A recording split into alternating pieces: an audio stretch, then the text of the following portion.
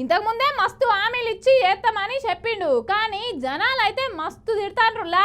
మళ్ళా ఈసారి ఎమ్మెల్సీ ఎలక్షన్లల్లా నేను చెప్పినవన్నీ ఇస్తేనే నాకు ఓటెయ్యిర్రి, లేకపోతే లేదు అని అంటాడు మన రేవంత్ సారు. అగో మరి ఈసారి ఏం హామీలు ఇచ్చిర్రని పరేషాన్ అవుతాన్రా ఇనూరు రూపాయి.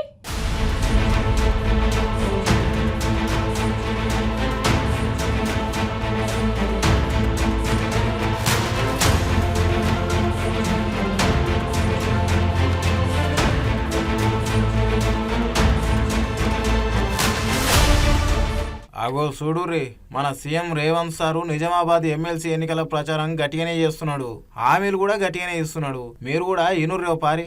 ప్రతి ఎకరాకు 6,000 చొప్పున సంవత్సరానికి 12,000 ఇవ్వాల.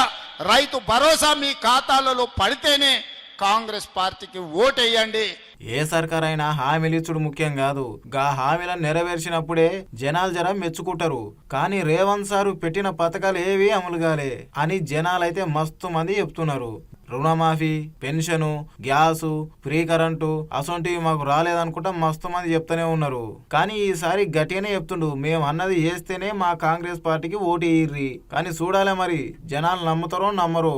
ఓసారి సార్ చెప్పేది మీరు కూడా వినుర్రి, మీకు తెలుస్తుంది. ఇవాళ ఒక్కొక్కటిగా సమస్యల్ని పరిష్కరించుకుంటూ ఆర్థిక ఇబ్బందులను అధిగమించుకుంటూ ఈ రోజు ముందుకు నడిపిస్తున్నది ప్రభుత్వం. ప్రతి ఎకరాకు 6,000 చొప్పున 12,000 మీ అకౌంట్ లో పడతాయంట సంవత్సరానికి. మా కాంగ్రెస్ పార్టీకి గట్ల మీ అకౌంట్ లో పడితేనే ఓటేయ్యి, లేకపోతే అవసరం లేదని చెప్తున్నాడు సారు.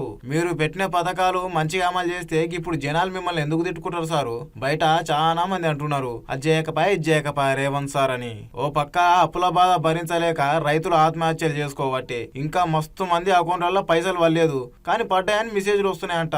గిట్లగిన చేశారు. మళ్ళా ఇంకా సన్న ఓట్లు పండించిన రైతులకైతే 500 బోనస్ అంట. మొన్ననేమో యూరియా బస్తాలే సరిపోలే. ఏంది సారు గిది? మీరు ఆలోచన చేయండి, గుండెల మీద చేయి పెట్టుకొని ఆలోచన చేయండి. 500 రూపాయలు సన్న ఓట్లు పండించిన రైతులకు బోనస్ ఇచ్చుంటేనే కాంగ్రెస్ పార్టీకి ఓటేయండి, లేకపోతే నాకు ఓటేయకండి.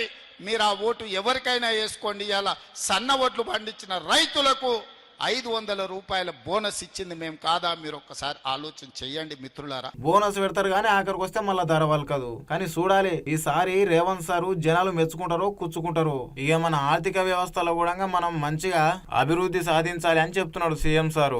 నిజామాబాద్ లో ఏడైతే స్పీచ్ ఇస్తున్నాడో గదే ఏరియాల నిక్కత్ జరీన్ కు 2 కోట్లు నగదు ఇచ్చిందంట. గ్రూప్ 1 ఆఫీసర్ పోస్ట్ కూడా ఇచ్చిన అని చెప్తున్నాడు. ఎందుకంటే ఆయన బాక్సింగ్ ఛాంపియన్ కాబట్టి. గట్లనే ప్రపంచ కప్ సాధించిన మహమ్మద్ సిరాజ్ కు గ్రూప్ డిఎస్పీ ఉద్యోగం కూడా ఇచ్చింది నిజమైతే మాకు ఓటేయ్యి, లేకపోతే లేదని చెప్తున్నాడు. మీ ఊర్లో ఇక్కడ మీ మీ మీ మీ కాలనీలో తిరిగిన నిఖత్ జరీన్ బాక్సింగ్ లో ఛాంపియన్షిప్ తీసుకొస్తే నిఖత్ జరీన్ కి గ్రూప్ 1 జాబ్ డిఎస్పీ జాబ్ ఇచ్చి 2 కోట్ల రూపాయల నగదు ఇచ్చి మీ నిజామాబాద్ బిడ్డను ఈ రోజు గ్రూప్ 1 డిఎస్పీ ఆఫీసర్ గా నేను నియమించింది నిజమైతే మీరు కాంగ్రెస్ పార్టీకి ఓటేయండి, లేకపోతే కాంగ్రెస్ పార్టీకి ఓటేయకండి.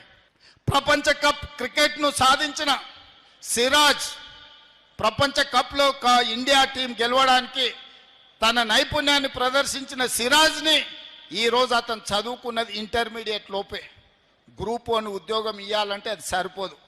ప్రభుత్వం అన్ని మినహాయింపులు ఇచ్చి ఈరోజు సిరాజ్ ని గ్రూప్ 1 ఆఫీసర్ గా ఒక డిఎస్పీ క్యాడర్ ఆఫీసర్ గా ఈ రోజు ఉద్యోగం ఇచ్చి క్రీడల్లో రాణించిన నిరుద్యోగ యువకులకు క్రీడలలో రాణిస్తే కూడా మిమ్మల్ని ప్రభుత్వం ఆదుకుంటుందని సిరాజ్ కి రోజు డిఎస్పీ క్యాడర్ ఉద్యోగం ఇచ్చింది. సారు ఇవన్నీ నిజమే గాని జనాలు కాంగ్రెస్ పార్టీ గురించి అనే మాటలు కూడా నిజమే. ప్రపంచంలో ఎదిగినోళ్ళు ఎట్లనన్నా బతుకుతారు సారు.